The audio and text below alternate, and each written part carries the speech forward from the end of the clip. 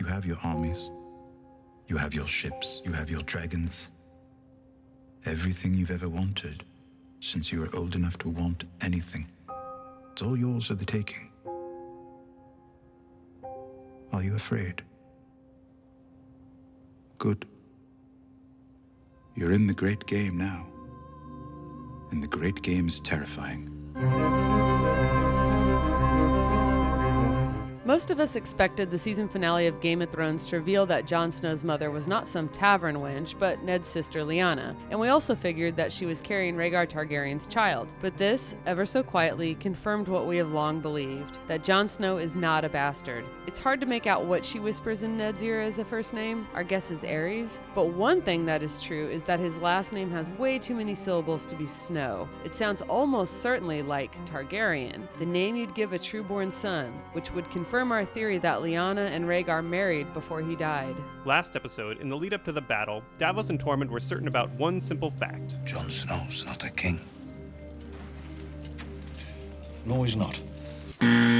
Wrong. Jon Snow is a king. And I will stand behind Jon Snow. The king in the north! Inheritance is passed through the line of the firstborn. Rhaegar was the firstborn of the king, who was also named Aerys. Burn them all! That means all of Rhaegar's children would come before Rhaegar's siblings, aka Viserys and Daenerys. Also, the mountain killed Rhaegar's other children. So if Rhaegar did take Lyanna as a second wife in secret, then when Jon was born, he was already the true king of Westeros because his grandfather, his father, and his older siblings were all dead. We're forcefully reminded in many ways this episode that one of the most important duties of a lord, and especially a monarch, is to produce heirs, so that there's no struggle over succession. Loras reminds us, I will renounce my lordship and my claims on Highgarden. I will never marry. And I will never father children. Olenna reminds us, Cersei stole the future from me. She killed my son. She killed my grandson. She killed my granddaughter. Survival is not what I'm after now. and of course, Jon's very existence reminds us. I can't help but notice that in this episode we have one king and two queens who are declaring their rights to the throne, and the one thing all three have in common is they are not going to have children. Cersei may technically still be able to have kids, but after watching her first three die, she's not going to be up for a fourth. Also, the only person she'd likely be willing to have kids with is staring daggers at her at show's end, mostly because she did the one thing he sacrificed his honor to stop, the burning of a bunch of King's Landing.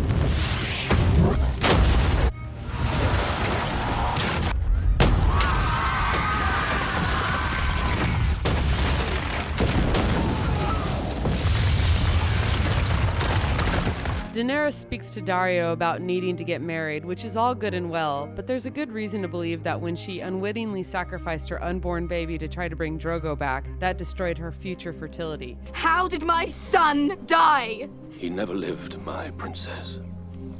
The women say. What do the women say? They say the child was... monstrous. I pulled him up myself. I warned you that only death can pay for life.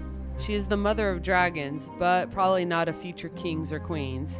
Jon's technically undead, and while we can't be sure, I bet if there's a book somewhere in that massive Maester's library covering the sex life of the undead, it would say that zombies can't have babies. As we noted last week, the great houses seem to be dying, and this episode underlined and bolded this theme by having Walder Frey eat his own sons before he is killed off for good. Winter is here and bringing the undead who intend to kill everyone, but it seems the humans on this show are doing a fine job of snuffing out their families on their own. Winter is bringing more than cold weather. It's bringing an icy chill to the spirits of several characters, too. First, Dany is surprised at how little she cares about letting Daario go. Do you know what frightens me?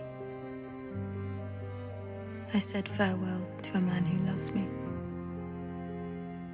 A man I thought I cared for. And I felt nothing. Just impatient to get on with it. Cersei's always been a bit monstrous, but she really levels up this episode, becoming the Mad Queen sitting on the throne her own family threw the Mad King out of. She can barely be moved to care about her own son's suicide. Burn him. Bury his ashes where the sept once stood. But for me, the most chilling part was her leaving Septa Mordane to be tortured by the Mountain, as her walking away from her former tormentor with a smile on her face is a direct echo of Sansa doing the same thing last episode. Arya didn't just get revenge on the Freys, she cooked them into a pie. You ever heard about the rat cook? When the king was visiting the Nightfall, the cook killed the king's son, cooked him into a big pie with onions, carrots, mushrooms, and bacon. That night, he served the pie to the king. Frey pies! A delicious inside joke for book readers, but a grim reminder for all of us that Arya is now a scary, ice-cold killer. Cersei, Arya, Sansa, Dany, they, like Olenna and Ellaria, are so bent on revenge that one could say their hearts have turned to stone. When you're this consumed with the desire for revenge, there's only one thing left to live for. Fire and blood. People might make fun of Varys' ability to teleport from one end of the world to the other. Littlefinger's got nothing on him. But we should take Varys' presence on Dany's ships at the end as a sign of two things. One, he brought Dorne's fleet to Dany and joined it to hers. And two, that means months may have passed before the final shot. Who knows what condition Daenerys is going to find Westeros in when she gets there. She barely has to set it on fire since Cersei did that for her. One thing's certain, dragons and White Walkers are on a collision course. Will Dany and Jon be friends, enemies, or lovers when they meet?